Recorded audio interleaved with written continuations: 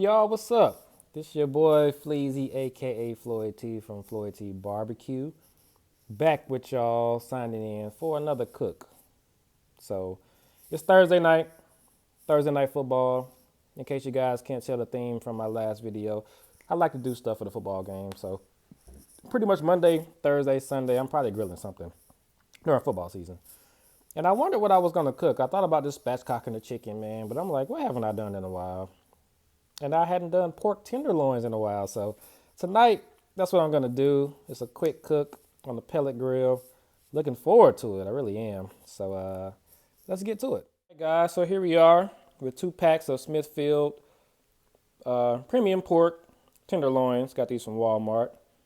And I say packs of tenderloin because it's been a while since I've done these. Actually, I've only done pork tenderloin one time. And I didn't realize that each of these actually have 2 pork loins in them, which I should know that because these packs are so fat, like actual pork loin itself. So what we doing 4? We're doing 4, man, and might have some brothers fall through for the game. So hey, it'll be enough. So what I'm gonna do is season each of these differently, each of these 4 differently, and I'm gonna season one. One's gonna be a lemon pepper pork tenderloin. So I'm gonna marinate it in this lemon pepper marinade for maybe an hour or two. It says 30 minutes, but at least an hour. And this actually does penetrate pretty good. Kroger lemon pepper. And then I'm probably going to also hit that after the marination with a little bit of lemon pepper seasoning. And this Red Robin that I got from the Red Robin up here in Georgia. Well, I think we got more than one of these in Georgia, but this one's in Beaufort, Georgia. So one's going to be seasoned that way. And then one is going to be steak seasoning base. So I'm going to hit it with that McCormick's. It says 25% less sodium, but it's still sodium in this thing. It's still salty, but so one's going to be a steak seasoning base, savory. And then one I'm going to season with this All-American rub that I got from a place called Pepper Palace up in Syracuse at their large mall. This one, it's more like a traditional barbecue rub for ribs because it has like a little sweetness to it. So, of course, with pork, a little sweetness is good. I don't like sweet meat. You should know that if you've watched my videos. But this one is actually a pretty good rub. It has a little bit of spice to it, a little bit of kick to it. So it says All-American rub. It really is a good all-around rub. So one is going to be seasoned with this one. And then one is going to be seasoned with this Southwest seasoning that I've used before. It's a very, very potent and great seasoning. It goes well on chicken. I tried them on some pork chops one time. Wasn't really the best flavor. But I'm going to try it on these pork tenderloins because I think it'll actually be good on these. So I'm going to try it. And I got this from Ross. This is one of those impulse buys. You know how when you go to Ross, they have all the seasonings and all the other stuff up front that they want you to buy while you're waiting in line for 20 minutes. This was the only seasoning they had. And it was so good, I went back and bought 2 more jars. So this is actually my last jar. But I got my second jar in this right here. It's my hookah bowl in the background, sorry. I got it in this shaker. So this is going to be our 4th one. Yeah, our last one. We covered all 3. Now, aside from the lemon pepper pork loin, the other 3, this is going to be my binder. This garlic hot sauce by Texas Pete with a little stain right there. So knock that off. It's irritating me. All right, so yeah, this is going to be our binder for the other 3. So now you've seen all the seasonings. I'm gonna go ahead and season these up, and I'll be back. Guys, so we are back. The pork tenderloins are all seasoned up. This one right here is the one with the steak rub. This one right here is the one with the All-American rub, and this is the one with the Southwest rub. And I like black pepper, so I went back and put some black pepper on all of these. You can kind of see it, the ground black pepper. I just love pepper. And then this is our one that's marinating. I got this pork tenderloin marinating in a quart plastic bag. And I'm gonna let these marinate for at least an hour. And then I'm gonna take this one out of the bag and then season it with the lemon pepper and some Red Robin and black pepper. And then we'll be ready for our pellet grill. Oh, I can't wait. So let's let these marinate.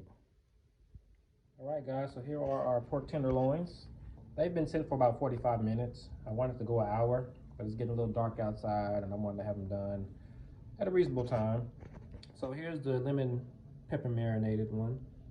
I know some people wipe the marinade off or whatever. I don't. I just leave it on.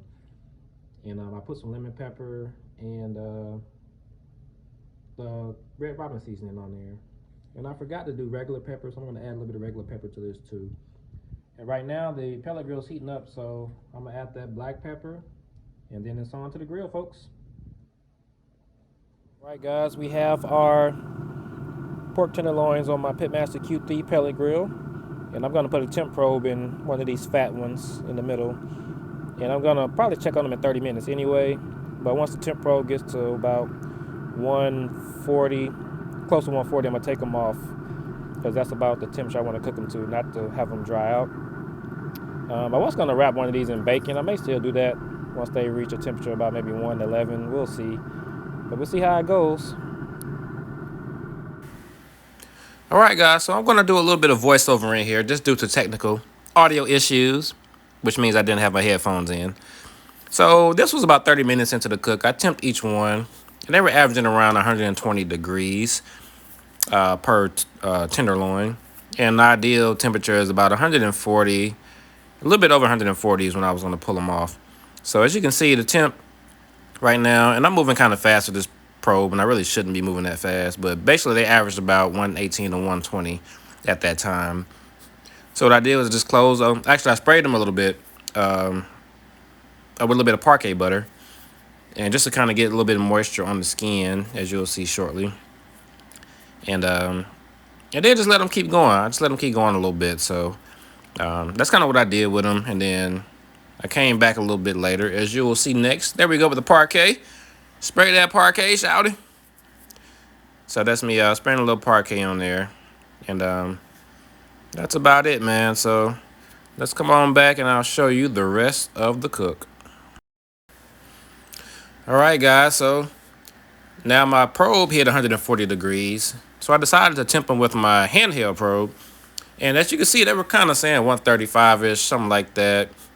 But what was interesting was that the longer, even with the lid open, that extra minute or two still on the grill with the heat going actually made them come up to temp. And you can see right there, they actually are at temp in certain areas of them. So they were done. They were done. So at this point, I just temped them and took them on off, and they were ready to come off. So we got them off the grill, and yeah, they were great. So just look at them. Look at the next scene. Guys, here are our pork loins. I tore a piece off of that one, the lemon pepper, and it was pretty good. So I think I want to try a piece of the steak rub. So I'm gonna try that one. These have rested actually for about 30 minutes. So let's check it out. All right, guys, so we are ready to try the pork loin. This is the steak, one with the steak rub, and as you can see, juice is dripping down my hand. It's very juicy. I'm trying to get a nice little view for you. So let's try it out. This is the steak rub.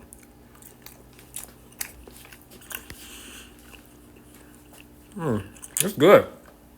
So much flavor. So much flavor just from that 45 minutes marinating. It's all the way through the meat. It's very good. I'm very surprised. So I'm looking forward to eating. So what I'm going to do is cut a medallion off each one of these pork loins, eat it with some cheddar broccoli rice, and that's going to be my dinner, man. So wow, I'm really pleased with this one. And I love the pellet grill because it doesn't put in too much smoke into the meat. You know, you get a little bit of smoke with the pellet grill, but not smoke like you normally do. And last time I did pork tenderloins, they were a little bit smoky, a little more smoky than what I wanted, but these are good. So anyway, try this recipe. Like, subscribe, follow me, and Floyd T Barbecue. We'll see you again soon.